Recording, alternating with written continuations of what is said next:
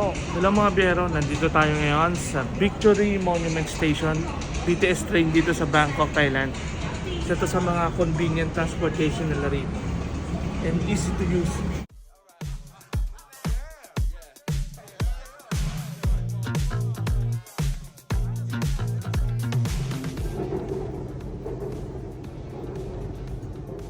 Mga biyero, we here in Mochin Station. Dito sa aking likod, makikita niyo yung Chatuchak Park. And then dito sa bandang kaliwa, Chatuchak Market.